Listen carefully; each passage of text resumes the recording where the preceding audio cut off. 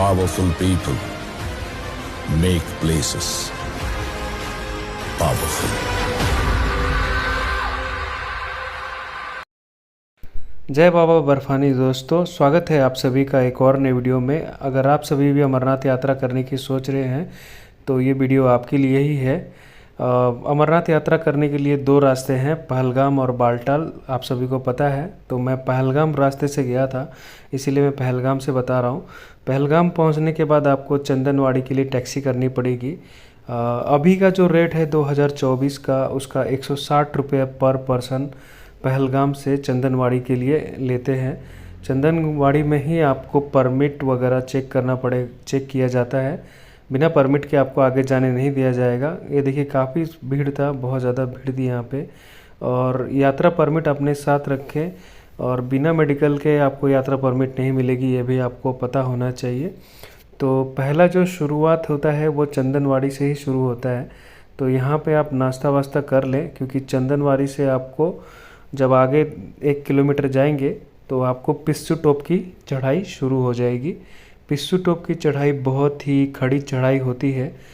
यहाँ पे घोड़ा वगैरह भी है, जिसका रेट श्राइन बोर्ड के वेबसाइट पे है, तो वहाँ से भी चेक कर सकते हैं। हालांकि मैं तो चल चल के बहुत सारा थक गया था, तो मैं बैठते उठते जा रहा था। इस ट्रैक को आपको क्रॉस करने में तकरीबन, अगर आप अच्छे चलने वाले हैं तो 1 घंटे में क्रॉस कर लेंगे, नहीं तो आप आराम आराम से चढ़ें, क्योंकि इसमें सांसें फूलती है और ऑक्सीजन की कमी भी हो जाती है। पिस्सू टॉप की जो खड़ी चढ़ाई है, ये सबसे खड़ी चढ़ाई है। अगर आप इसे क्रॉस कर लेते हैं तो फिर आपको थोड़ा सा लंगर का मज़ा और यहाँ पे नाचने वाचने का प्रोग्राम होता है। भक्ति में झूमने का जो मज़ा है वो अलग चीज़ है।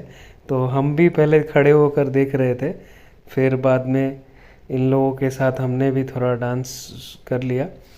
पिस्सू टॉप की चढ़ाई कंप्लीट करने के बाद ही ये लंगर और यहाँ पे जो भी भक्तों का भीड़ हो जाता है, तो ये आपको देखने को मिलेगा।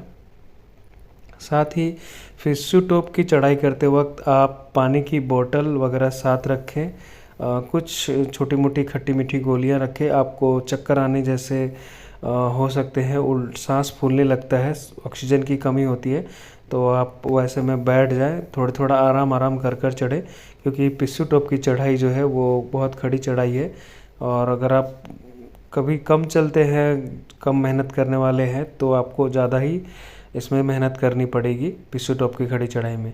और यहाँ पे पिस्सू टॉप की खड़ी चढ़ाई वगैरह क्रॉस करने के बाद आपको ये सामने जोजीबल का जो लंगर है, जोजीबल आप पहुँच जाएंगे। जोजीबल में भी लंगर वगैरह है, आप वहाँ पे नाश्ता वास्ता करके आगे की तरफ चले जाएं। फिर ये थोड़ा सा नगीना टॉप आता है, थोड़ा सा 2-3 किलोमीटर का ये खड़ी चढ़ाई होती है। थोड़ी सी, उतनी खड़ी चढ़ाई नहीं होती, लेकिन आप सुंदर नज़ारे वगैरह देखते हुए आसानी से आप इस रास्ते को क्रॉस कर लेंगे। याद रखें दोस्तों, अगर आप सुबह 6-7 बजे चलते हैं तो आपको ये सामने शेषनाग झील है। शेषनाग का जो गेट है वो 2 बजे तक ही खुला रहता है। वो भी अगर वेदर अच्छा रहा, तो वेदर ख़राब हो गया तो उससे पहले ही बंद कर देते हैं। तो 2 बजे से पहले आप इस गेट को क्रॉस करने की कोशिश कीजिएगा। आप पहले तो आराम आराम करते जाइए, कोई चीज़ नहीं है। अच्छे से पहलगाम का रास्ता ये ही एक है कि आप इसमें अच्छे से खूबसूरत नज़ारे होकर देखते जाते। देखिए, ये यहाँ पे आप ये गेट आपको क्रॉस करना होता है 2 बजे से पहले। अगर 2 बजे तक आप क्रॉस नहीं कर पाते हैं तो आपको शेषनाग में ही रुकना पड़ेगा, फिर आपको आगे जाने नहीं दिया जाएगा सुरक्षा कारणों की वजह से, क्योंकि सिक्योरिटी रीजन होता है इसके वजह से। और आप पहलगाम का रूट जो है वो काफ़ी सुंदर है, तो आप इसीलिए थोड़ा सा ये लंबा पड़ता है, लेकिन अमरनाथ यात्रा करते समय पहलगाम रूट ही सबसे सुंदर माना गया है। और ये टोटल चंदनवाड़ी से आप गुफा तक ये 33 किलोमीटर का होता है। तो जैसे आप शेषनाग क्रॉस कर देंगे तो ये जो चढ़ाई है, ये गणेश टॉप की चढ़ाई है। ये चढ़ाई भी बहुत कठिन चढ़ाई होती है। अभी तो बहुत बर्फ़ है, मतलब 15-15, 16-16 फीट की बर्फ़, पूरी ऊंची ऊंची बर्फ़ है। आप इसमें चाहिए तो चल भी सकते हैं, या तो घोड़ा ले सकते हैं। हम तो चल के ही गए थे। साथ ही ये कढ़ाई चढ़ाई करने में भी आपको करीबन 2 से 2.5 घंटे समय लग जाता है, क्योंकि सांस फूलता है, रुकना, बैठना, आराम करना, ऐसे करते करते आप जब गणोश टॉप की चढ़ाई ख़त्म कर लेंगे तब आपको मिलेगा पोषपत्री का लंगर। पोषपत्री का लंगर जो है यहाँ पे अमरनाथ यात्रा में सबसे बड़ा लंगर माना जाता है, और यहाँ पे वैरायटी ऑफ फूड मिलता है, जो भी आप खाना चाहेंगे यहाँ पे खा सकते हैं।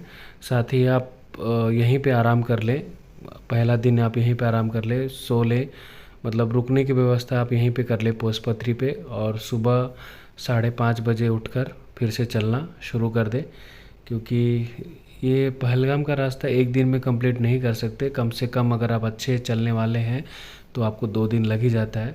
धीरे धीरे आगे चलते वक्त आप चले जाएंगे तो आपको पंचतरनी दिखने लगेगा। ये पंचतरनी का पहाड़ है, और पंचतरनी में ही हेलीकॉप्टर आते हैं। अगर आप हेलीकॉप्टर से आना चाहते हैं पहलगाम से या बालटाल मार्ग से, तो आपको पंचतरनी आना पड़ेगा। हेलीकॉप्टर जो है यहीं पे आते हैं। हेलीकॉप्टर आपको पहलगाम से जो भी आएगा या बालटाल से आएगा, आपको पंचतरनी तक की छोड़ देगा। पंचतरनी से फिर आपको पालकी या घोड़ा से आपको जाना होगा, जैसे भी आपकी सुविधा हो, पैदल, पालकी या घोड़ा। बहुत सारे लोग पालकी लेके जाते हैं, इसमें आपको बैठा के 4 आदमी लेके जाते हैं, लेकिन पालकी का भाड़ा अभी डिसाइड नहीं हुआ है, इसलिए मैं आपको बता नहीं सकता। साथ ही यहाँ पे देखिए, आप हेलीकॉप्टर आते जाते आपको दिख रहे होंगे, तो ये बालटाल की तरफ से आ रहे हैं।